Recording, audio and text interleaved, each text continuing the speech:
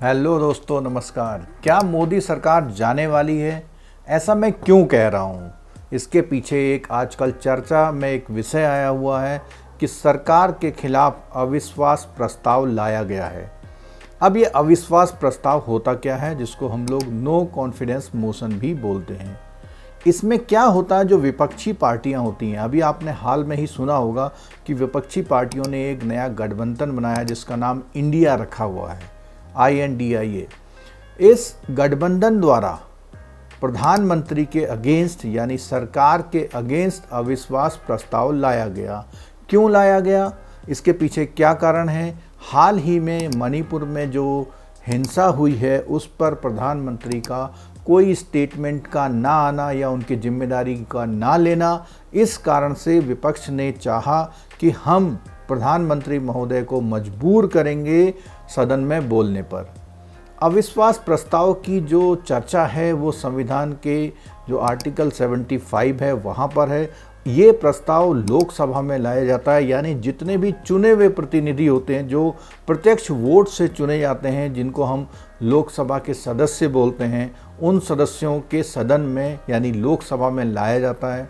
और इसमें कम से कम विपक्ष के साथ 50 MP जरूर होने चाहिए। 50 लोकसभा के सदस्य मिल करके इस प्रस्ताव पर सहमति देते हैं, तभी ये प्रस्ताव सदन में लाया जाता है। अब इसको सदन में लाने से क्या फ़ायदा होता है? देखिए, प्रधानमंत्री से आप कुछ भी कहें कि ये बोल दीजिए, ज़रूरी नहीं हो बोले, लेकिन जब अविश्वास प्रस्ताव लाया जाता है तो प्रधानमंत्री की जिम्मेदारी होती है सदन को उस बारे में जवाब देने की। अब तक 27 बार हमारे देश में जब से आज़ाद हुआ है तब से ये अविश्वास प्रस्ताव लाया गया है, लेकिन एक भी बार विपक्षी पार्टी द्वारा लाया गया प्रस्ताव पारित नहीं हो पाया। क्योंकि अगर ये पारित हो जाता है तो वो जो सरकार बनी हुई है उस सरकार को अपना इस्तीफा देना पड़ता है। एक बार ऐसी स्थिति आने को हुई थी, लेकिन उससे पहले ही प्रधानमंत्री महोदय द्वारा इस्तीफा दे दिया गया था। सबसे ज़्यादा ये प्रस्ताव लाया गया था इंदिरा गांधी जब प्राइम मिनिस्टर थी, उनके अगेंस्ट में 12 बार। अगर आंकड़ों के हिसाब से देखें तो NDA सरकार यानी मोदी गवर्नमेंट के पास कुल मिला के 303 के आसपास MP हैं, जबकि आधे से ज़्यादा MP उसके फेवर में अगर वोट करेंगे तभी यह अविश्वास प्रस्ताव पारित हो पाएगा।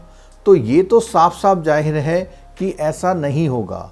ऐसा केवल उस कंडीशन में हो सकता है जब सरकार के ही MP सरकार के खिलाफ बहुत ज़्यादा नाराज़ हों और वो उसके खिलाफ वोट कर दें, लेकिन अभी ऐसी स्थिति नहीं है। तो सरकार गिरने की तो उम्मीद नहीं है, लेकिन प्रधानमंत्री महोदय को इस मणिपुर वाले मुद्दे पर बोलना पड़ेगा।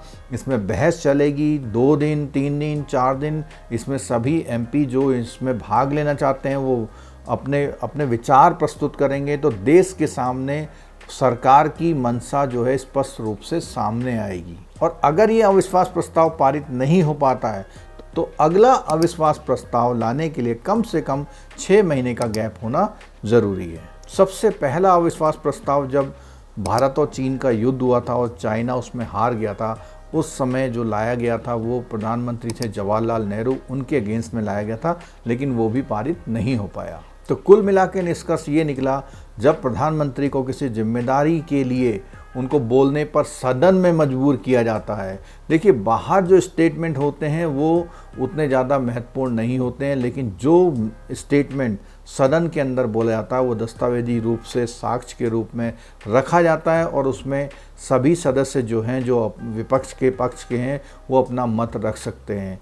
तो केवल उस मुद्दे पर प्रधानमंत्री की क्या राय है या सरकार की क्या राय है उसको लाने के लिए, और ये बहुत ही एक अच्छा एक हमारा जो गणतंत्र है उसमें बहुत अच्छी व्यवस्था है कि हम सरकार को भी किन्हीं चीज़ों के लिए जिम्मेदारी से अगर वो बचना चाह रही है तो उसको हम बचने नहीं देते। उससे हम पूछते हैं कि ऐसा क्यों नहीं हो पाया, क्यों वो 2-3 महीने से इस मामले में चुप्पी साधे हुए है।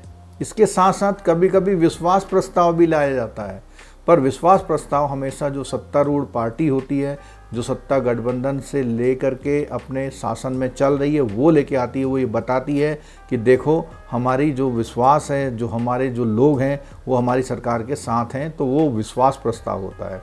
और अगर अविश्वास प्रस्ताव पारित हो जाए तो सरकार को उसी समय अपने पद छोड़ने पड़ते हैं। प्रधानमंत्री को सबसे पहले इस्तीफा देना पड़ता है और उसके बाद पूरा मंत्रिमंडल, इसका मतलब सरकार भंग हो जाती है। तो सरकार जाने की अभी कोई भी ऐसी चिंता नहीं है। तो दोस्तों, इस तरह के छोटे छोटे टॉपिकों पर मैं वीडियो लाता रहूँगा। आपको इतनी देर में समझ में आ गया होगा कि नो कॉन्फिडेंस मोशन यानी अविश्वास प्रस्ताव क्या होता है। ऐसे ही वीडियो देखने के लिए चैनल को सब्सक्राइब कर लीजिए और बेल आइकन जरूर दबाइएगा, जिससे कि जो भी नए वीडियोज़ हैं वो आपको टाइम से उसका नोटिफिकेशन आपको आ पाए। Thank you so much.